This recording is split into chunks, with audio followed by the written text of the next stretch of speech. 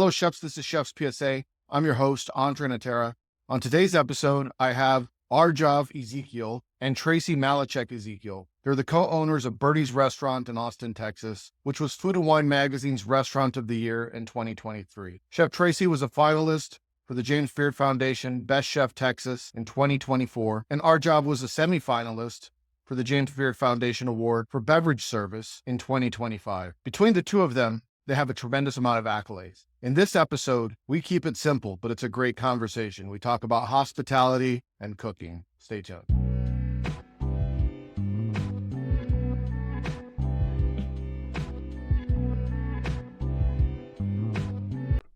There's a lot to unpack here, but I think one of the things that has really meant a lot to me over the years is going to restaurants and feeling seen. I think like one of the magical pieces of restaurants, and something I think is really important for restaurants to be thinking more and more about, is having a point of view in the dining room. Yeah. Something we talk a lot about at BIRDIE'S is making sure, especially in a counter service environment, it can feel so transactional. But like one of the magical pieces of it, I think, are when we can do like really bespoke things for our guests. Mm-hmm. You know, people have hard days sometimes and they come into restaurants looking for love, empathy, and a place to just kind of melt away. And when we can see that and do things to help get them to that place, it's a win for the restaurant. It's a win for the industry. And I think it's a win for the guest. And I think those things are really, really material and important, you know? One of the things that we were talking about before we started recording was how sometimes, you know, the industry gets a bad rap. Yeah. But we don't talk about all the positives that go into the industry. You were just saying right now how we were the first ones, the culinary industry, were the first ones to step up for the fires. And, we're the first one to give in charity. You're involved with World Central Kitchen. And I don't think enough people talk about the good that the restaurant industry, the culinary industry, that chefs do. I totally agree. I think, for me, like, the best part of this industry has always been the people. Yeah. And I think it's so important for us to talk about the generosity most restaurants exhibit on a day-to-day basis, whether it's within their community, whether it's with their teams.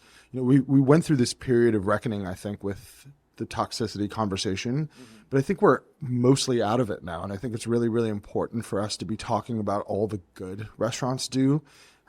Nourishing people's souls and nourishing our communities. I think it's not something we talk about enough. Providing jobs for a lot of people that couldn't get jobs, right? Totally. The restaurant industry has always been the one place, like, if things aren't going well, you could always go back to cooking. Like, what's that expression?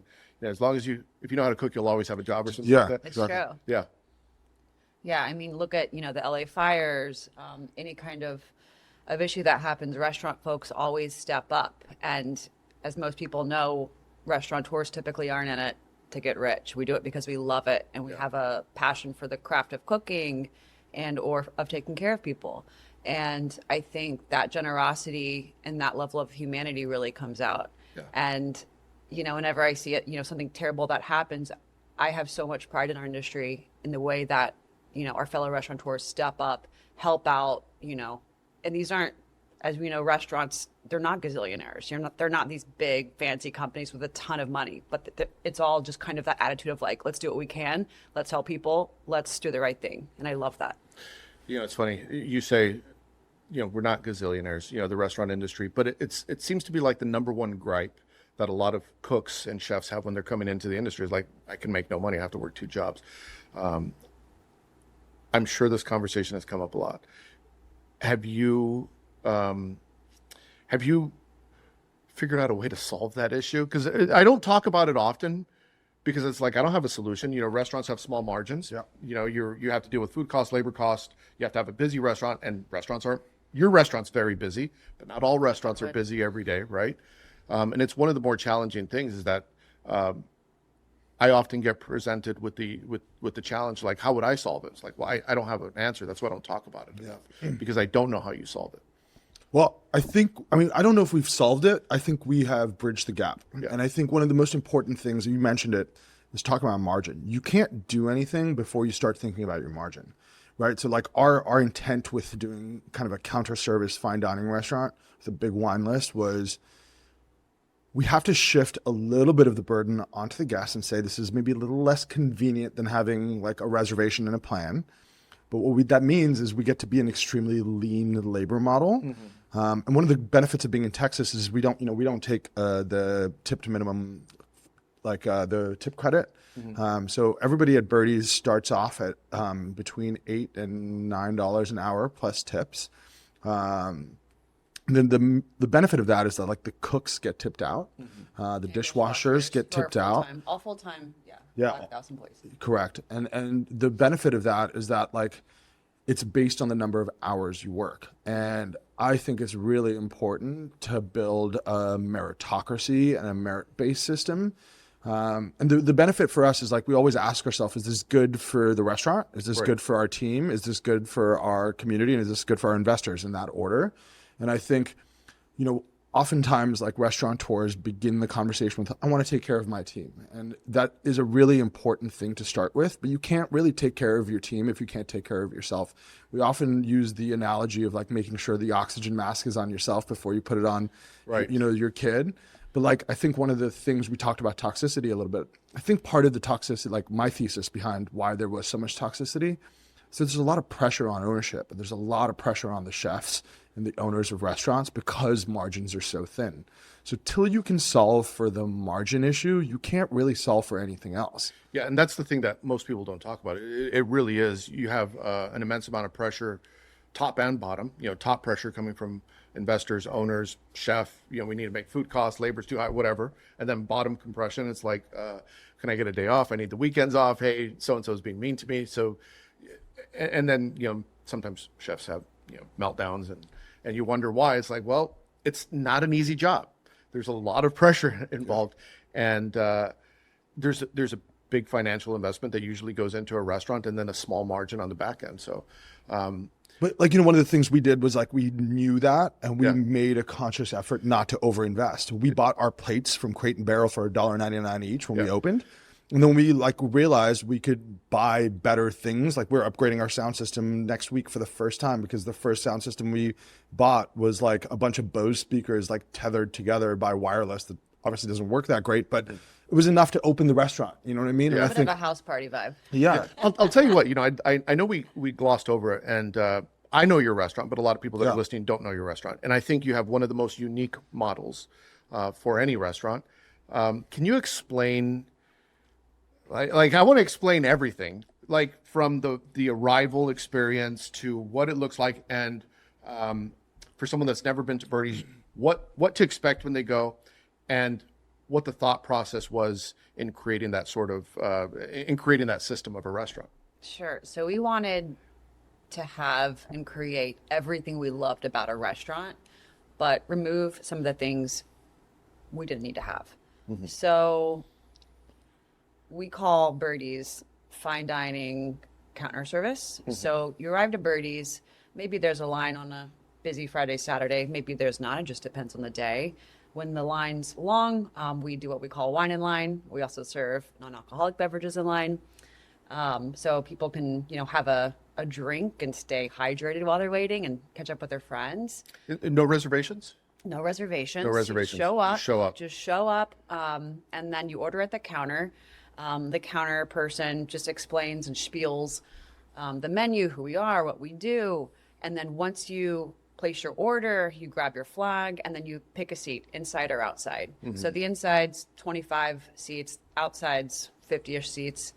So the inside, I like to say, feels like New York. The outside feels like Austin. Okay. And I agree with that, by the way. Yeah. Thank you. And then essentially once you sit down, it transitions to a full service kind of traditional restaurant experience where you have hospitality touches from our servers.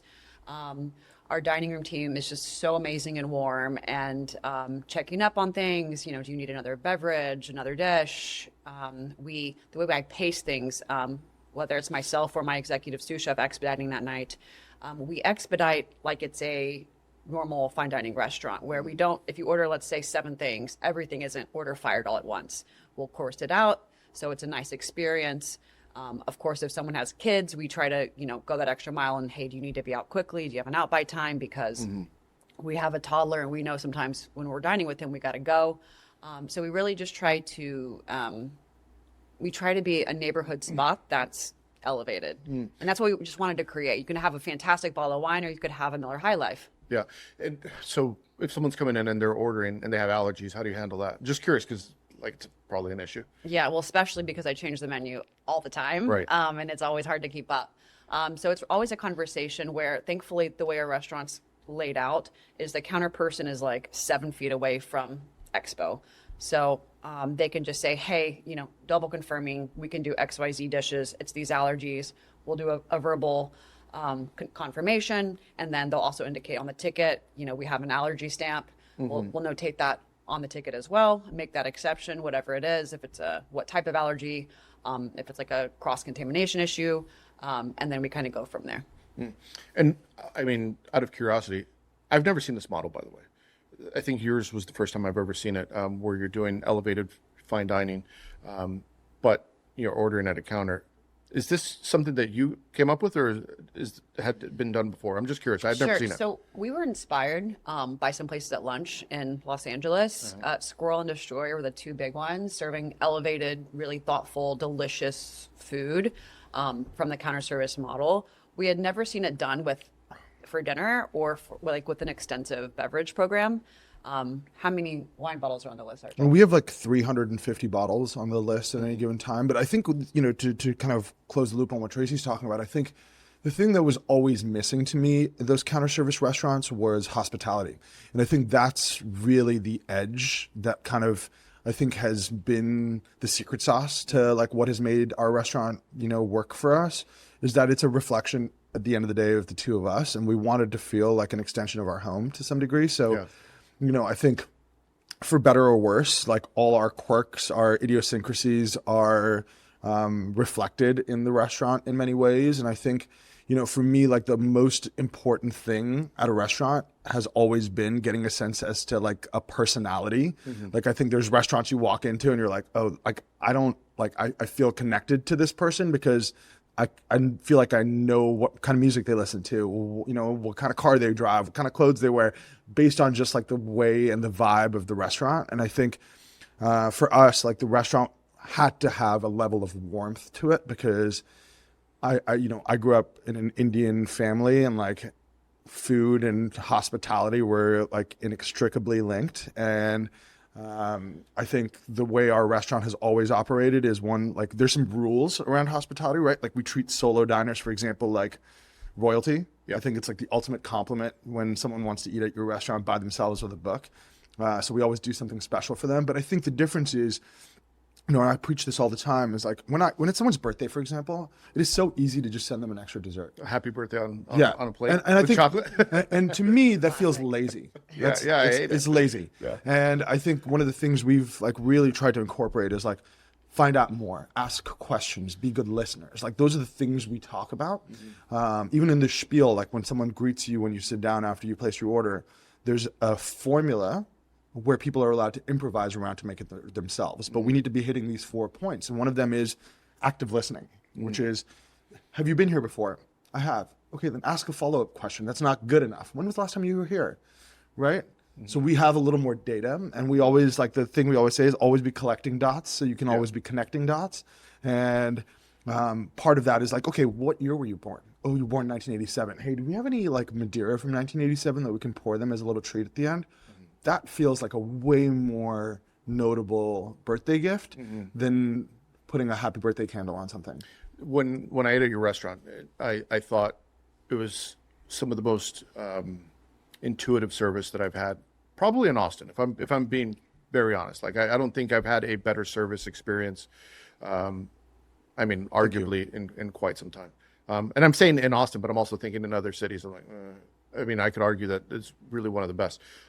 Thank you. And I remember, I'm sitting there with David Susio, who's also a podcaster. Shout out to him. And we're sitting at the chef's counter, right? Is that what you call it? Yeah. Yeah. And you're asking questions, and I got something special. And I'm not a big wine drinker, but you're hooking David up with stuff, and he's so excited about it. And you got something special for me, and I'm like, thank you. And it's like, you knew what I drank, like in one question, and you nailed it perfectly. Thanks. Like, I don't even remember what your question was. Like, I said, I don't really drink wine. And you're like, do you like this? I was like, yeah. And then Boom, it's there. And it's like incredible. Now, the reason I wanted to bring this up is because I was so impressed by what you did and the service that you were giving. But how do you scale that to a team of people that, hey, it's my first day on the job? And how do you transfer some of that magic to new employees? Because, I mean, really, if you could figure that out, like you've solved most of the problems. I mean, Tracy and I both worked for Danny Meyer for a long time. And I think one of the things you learn very early on in your tenure working for him is you hire for personality, not for skill set. And I think it's so easy. And I think we've fallen into this trap before where we hire for skill set. Yeah. Because we think it's going to make our life easier, but it actually makes our life harder because they're not good cultural fits. So we hire people who have a natural proclivity for hospitality. Right. It's like part of their DNA. And then we teach them how to deploy that in a way that's makes sense to the restaurant, right? And I think, you know, there are people at this restaurant that have more hospitality in them and are further along their kind of curve than I was at their age. We just want to be able to provide them the structure and the tools to be able to do that. So, you know, we ask a lot of deep questions when we're hiring people and that feel maybe a little almost intrusive, you know, like we ask them questions like if you were having a dinner party, what are the first 3 things you do for somebody when they get to your house? Well, I mean, sense of arrival, first thing, right? When you welcome them at the door. Exactly. Right?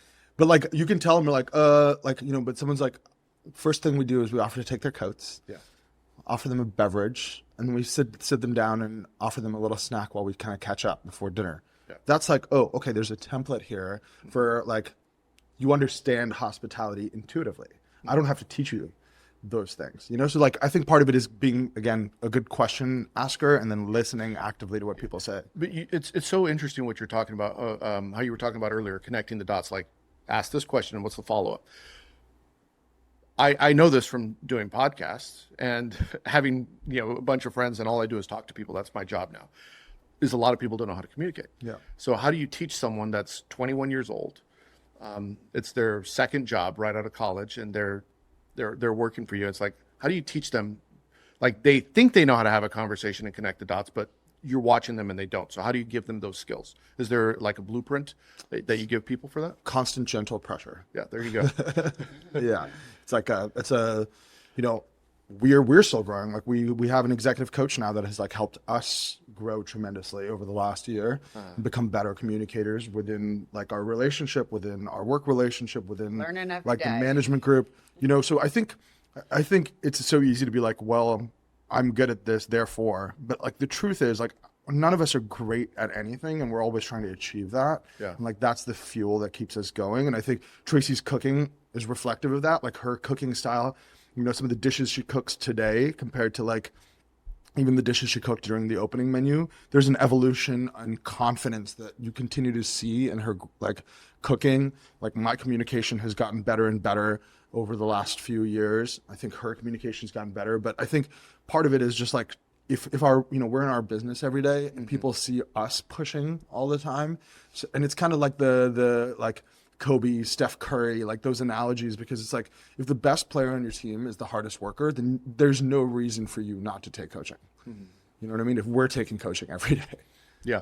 How do, you know, on the subject of hospitality, like I'm sure, because like I said, I give you a tremendous amount of credit. Like your hospitality skills are excellent. But when you go to other restaurants, I'm sure you see things that kind of like grind your gears. Now, if you wanted to, this is Chef's PSA, so we're improving the world here. So if you wanted to give people some advice, like what are some simple, actionable steps that people could take in their restaurants now to offer a better hospitality experience? And it could be general, you could be very specific. It's important to over communicate. You know, I think restaurants, like the absence of communication leads to like people telling themselves their own stories and their own narratives. And I think it's really important to over communicate with guests, over communicate with your team. And I think, you know, it's like to answer your question, like on the nose, like what can restaurants do better? I think they need to invest and bring back the maitre d'. Like the maitre d', like an old school maitre d' who could work the floor. Yeah. I think, and like a run service in a real way. I think that is the key ingredient, because I think, you know, people assume that people come back just for food. Yeah. And I don't think that's true anymore. There's just too much competition. And I think the way you differentiate yourself now is in the dining room. You know what I mean? I think you can have incredible food and a terrible experience in the dining room, and it's not going to make you want to come back, But if you have both things like humming at a high level, it makes an experience magical. And you think about all the best restaurants in the world, it's not just one side of the coin, And I think like what Will Guidara did at EMP in New York, like I think like what Danny has done with his restaurants, you see the people who have scaled their restaurants. I'm thinking about Danny here in particular. There's been an emphasis on the dining room because he understands that people connect with restaurants through their interactions with the dining room. The food has to be good. That needs to be like a baseline operation. What you assume when you come to Birdie's that you can expect an incredible meal. The thing that catches you by surprise is the hospitality. And I think that is what people need to be investing more in now, because there's a huge there's a lot of talent in the kitchens. I think the dining room side has been underinvested in, and there's less talent kind of waiting to like jump in because we haven't talked about it as a meaningful career for people. No, and I think you hit the nail on the head. Is like there's career professionals in the dining room, and I've worked with some great ones. You're a great one as well, but I only know a few. Yeah. Like if someone, because I get the phone call often, like, hey, do you have a chef? Easy, I have a lot of them. Hey, do you have someone good for the service team? I got two. I got two people that I would call. That's pretty much it. But why do you think that is? Like, why have we not put enough focus on the dining room side like we do on the culinary side? I felt like there were more that I worked with in New York that I saw. Like, I felt like, I don't know. I felt like I knew a lot of dining room people who were like really long-term professionals. That's just me personally. Maybe it was like I was at Gramercy Tavern for 3 years. Yeah. And there were so many people who had been there for 25, 30 years. Because there's a conversation in New York where you can be a career waiter and make 6 figures a year and like live a really good life, right? Do you think that's changing in Austin? I mean, there's a lot of money. I think that's changing in Austin, but I think that there's a conversation piece that's missing, right? Which is like, this is actually like a really good career and a meaningful career for the right person. And I think, but it's also a pendulum thing, right? Like you think about, like if you like think about the history of restaurants, it began with like the power of the restaurateur, right? And then slowly over time that moved towards like chefs controlling everything. I think of Dave Chang as kind of being the like face of that movement in the early aughts, where it's like, this is what we're eating. Like you have no choice. You're at my restaurant. This is what's happening. And that's kind of like shifted then with EMP. I think when you saw more balance, right? Like it was the first time I can think of a restaurant that like had a dining room personality that was as strong as the kitchen personality, and they moved to #1 restaurant in the world, right? I think Thomas Keller has always understood this. Like the best hospitality I've ever had at a restaurant has been at the French Laundry, because it was fun. You assume it's not, and there's like an element I think in fine dining where people go too fine and forget the fun, and I think It's sometimes like in the cash, and you feel like uncomfortable to do anything because the captain's like glaring at you if you do something wrong. But the opposite's also true. Like I think casual restaurants can be sloppy, and I think there's a line between the two where you have to like we always talk about service at our restaurant as jazz, right? Like you have to have a fundamental understanding of what the classics are before you can improvise. And I think what we try and teach during training is the classics, like no backhanding, like how to properly pour a glass of wine, how to properly open a bottle of wine.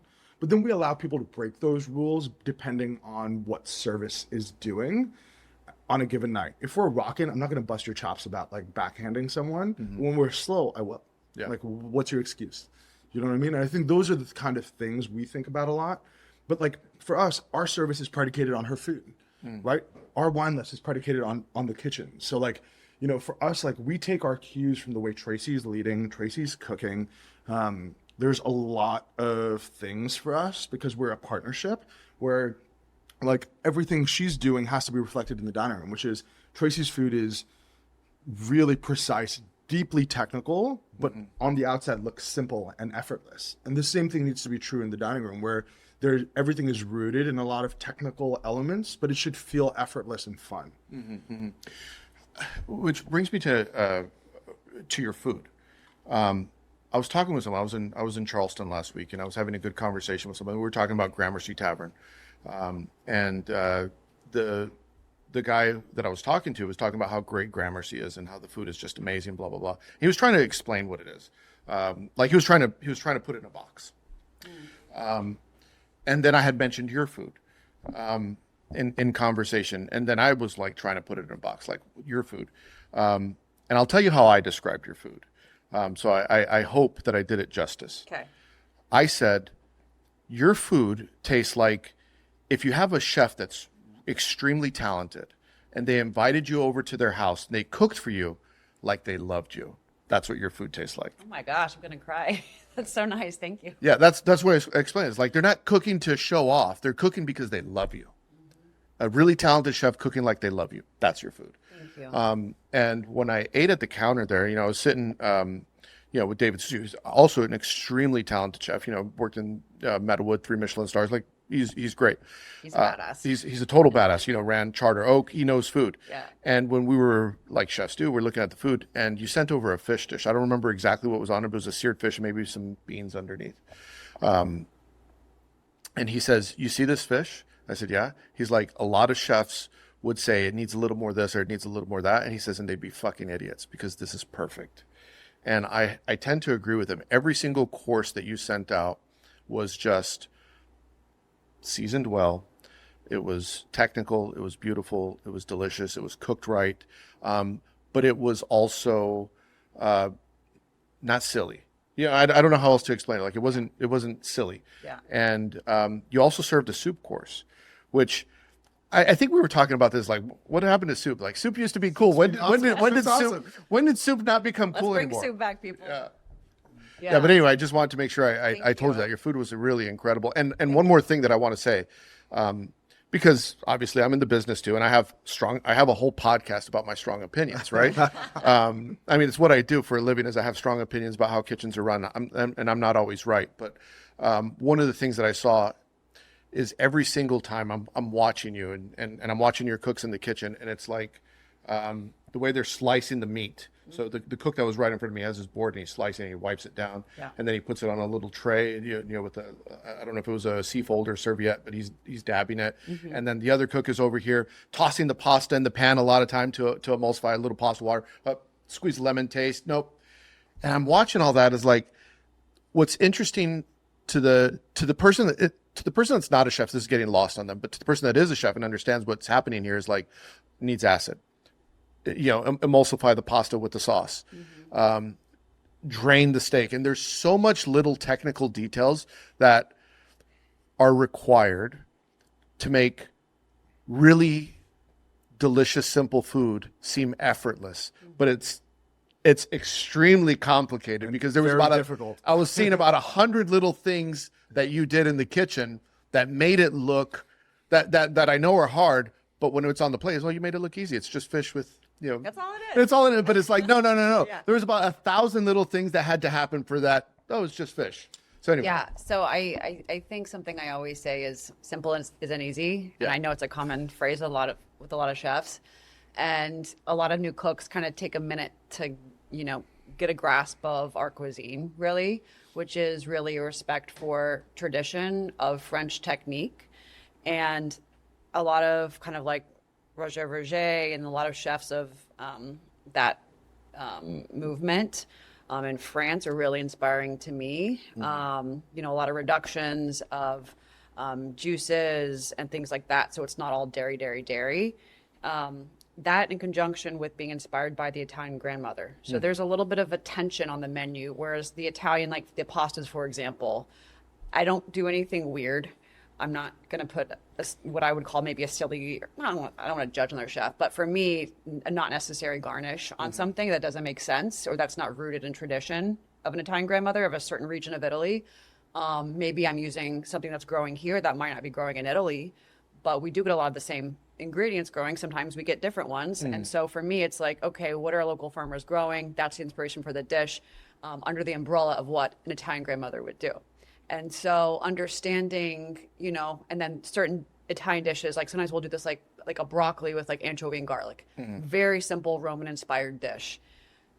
And it's literally like 3 ingredients. However, it's so hard to teach to do it perfectly. And then sometimes the newer cooks as well don't understand that rustic and sloppy are two very different things. Yeah. Can you expand upon that specific thing? So rustic is kind of, in my mind, like the celebration of something naturally without a lot of things done to it, without a lot of manipulation. And then sloppy is just kind of careless, burning some onions or garlic at the base of your sauce or soup. That's just sloppy. That's not good cooking, you know? Right. And so I think for us cooking simple food that is rooted in a lot of technique, things like making soups, for example. We've like, people joke like, oh, you're a soup restaurant. It's because there's such a respect for technique of sweating the garlic at the right heat with the right amount of olive oil, seasoning at the very beginning with salt and white or black pepper, depending on what that dish is, and seasoning at every single step, reducing everything the right amount for that dish. Sometimes you might want a little more wine flavor in that finished dish and you don't want to add citrus or vinegar at the end. So maybe you don't reduce it all the way for that dish. And so just like all of these little nuances are so important to making a very simple whatever soup, cauliflower brown butter, whatever that is. Right. All of those points are so important. Browning the butter to the right level, almost till it's black if you want to get that really delicious nutty flavor. Otherwise, it just tastes like fatty film on your tongue. All of these very like simple techniques go into making one soup, you know? And people say, what's so good about this? And it's like, it's just technique and understanding technique. And balance. Like I think one of the things that's like remarkable about Tracy's food that I think makes it different is that like I think you go to a lot of restaurants and people love either acid or salt or whatever it is, and I think we've kind of moved away from the world of like balance, and I think we've seen a lot of cooks have either a heavy hand with salt or acid, and I think one of the things that Tracy is really keen on in her food, and my impression of it, is there's a sense of all of your senses, your entire palate being like excited, right? And I think that's a reflection of kind of her background. So like she cooked at Cru with Shea Galante. Shea Galante worked with David Boulay. Well, he ran. So let me speak about that. So he was Boulay's chef for a long time, kind of in the like late '90s, early 2000s when Boulay was like the guy in New York. Right, You know right. what I mean? He was the guy, and they were doing sous vide before anyone was doing, and this is pre-YouTube days. So no one knew how to cook sous vide. As a cook, you didn't know how to cook sous vide unless you worked at one or two restaurants. Can I interrupt and tell you a sous vide story? Sure. It's very, very similar. I worked in this restaurant years ago, and I remember getting there, and I'm like early 20s. I'm young, and I remember asking the chef, "What are these tanks in the kitchen?" And this is like 90s. And I was like, "What are these tanks?" And he said, and I remember he said to me, "It's like, oh, like 15 years ago, the chef was into this sous vide cooking." He's like, it was like for chicken breasts or whatever. He's like, it's so stupid. But this is like before sous vide came back. And it's interesting that I don't think a lot of people realize is like sous vide was also a trend like in the late 70s, early 80s. I'm saying 70, I don't know if that's true. But like in the early 80s, it was also a trend that fizzled out and then reappeared later on, and it looks like it, you know, going back to your story. I didn't mean to interrupt, but No, I just yeah. thought that was anecdotal but interesting. Definitely. And I think something else that through that generation of me externing at Cru, it was spelled CRU in New York, and it was only tasting menus like prefix or like a 5 or a chef's tasting menu, and that's like where the chef wrote out the menu on the fly in that moment based on like what was lying around based on their preferences. And that was really cool to see. I was the only woman in the kitchen. I said nothing other than we. I was just invisible, trying not to screw things up, you know? It was that kind of old school vibe kitchen. And I learned so much. And Shay always told me, he said, it doesn't matter if you're making family meal or cooking for a fancy chef. Always make it the best version. Try to make it the best version anyone's ever made. And that stuck with me because you see a cook sometimes be like, oh, it's just family meal. Oh, it's just this. Oh, it's not a VIP. It's like, no. It matters every single time. Yeah. And then if you practice that, pushing for greatness, like I'm not saying I am, I'm saying I'm always trying to be there, that just becomes a habit and that gets baked within the way you cook and the cook or chef you are. It's interesting. All the things that you're saying just kind of take me back. A friend of mine was texting me the other day. He was at Paul Bocuse restaurant, and he's sending me photos of the kitchen and the food. And one of the things that he said to me, I've never eaten at restaurant Paul Bocuse.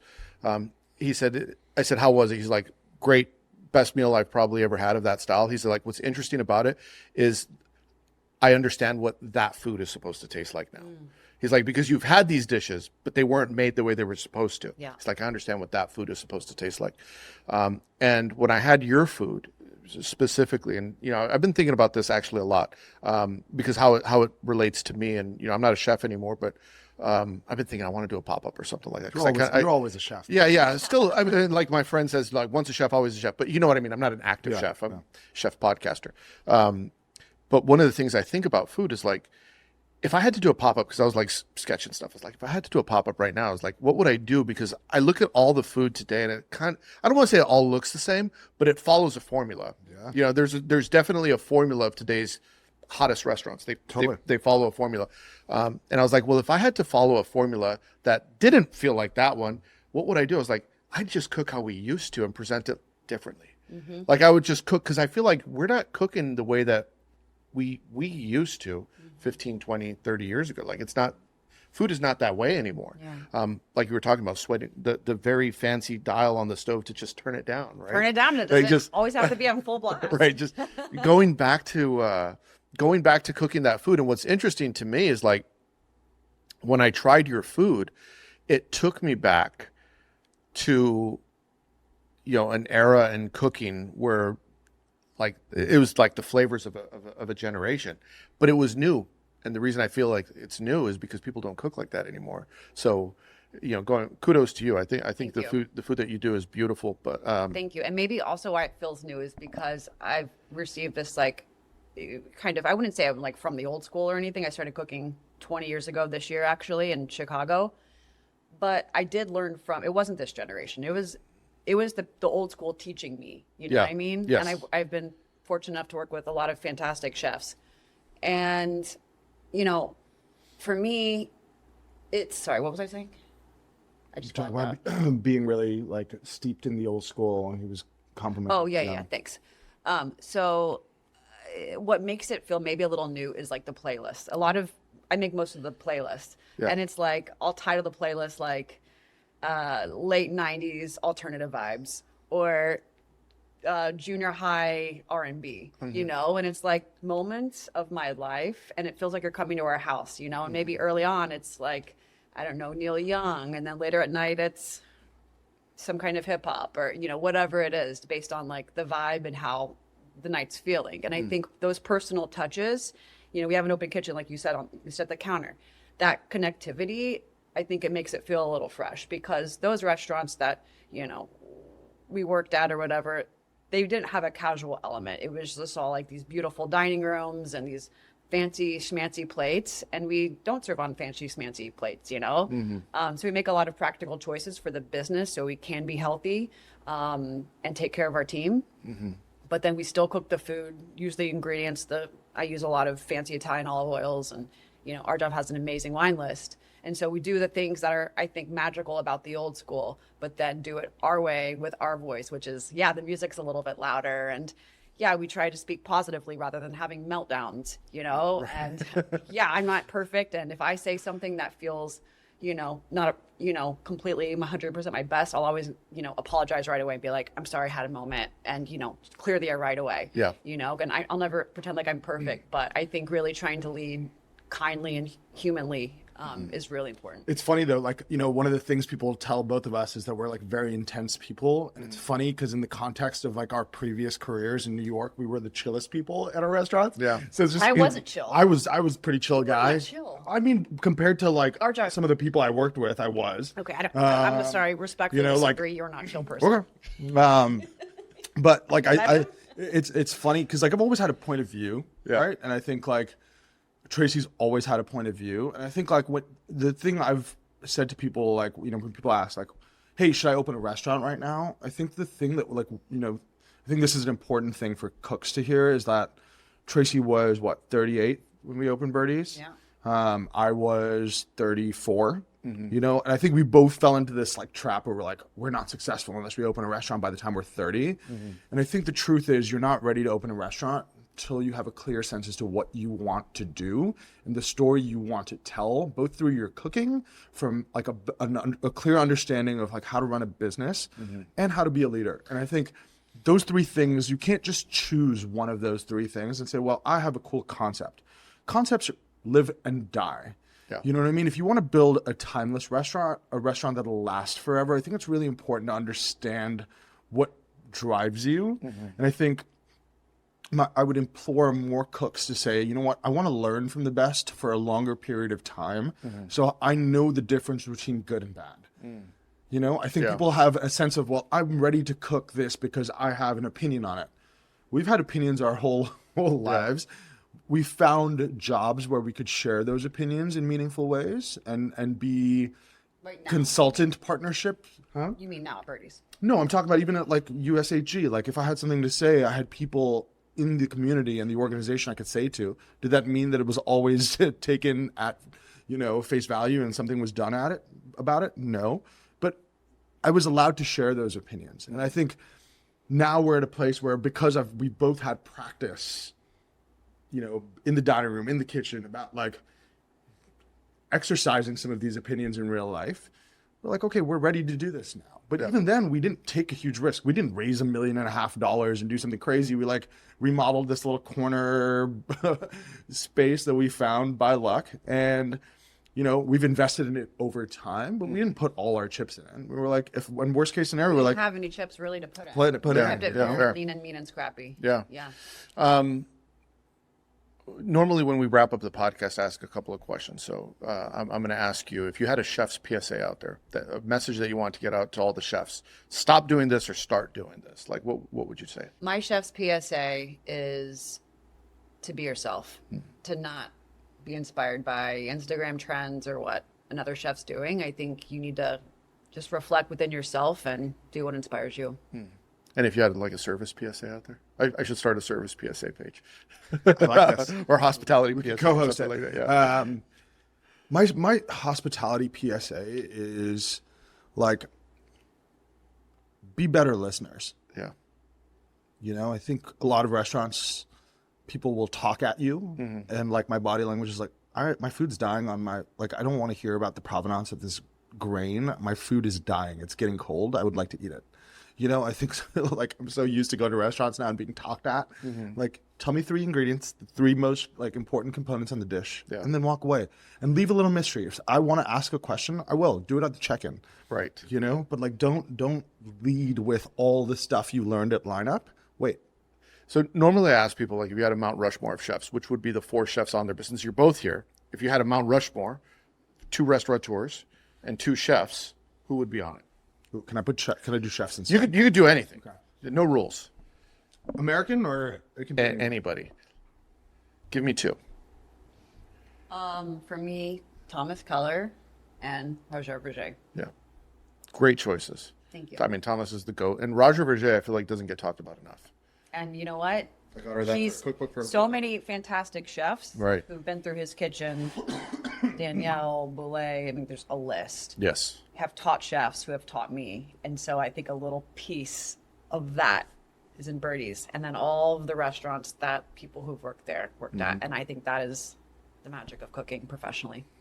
I mean, on the service side, I think for me, like Danny Meyer and Will Guidera come to mind as like 2 at the very top. I like, I admire both of them, and it's kind of the fuel that I'm like, I want to be there with them in that like space someday. It's like, I'll say that out loud. Like, I name it to myself. I'm like, I want to be one of the greats too.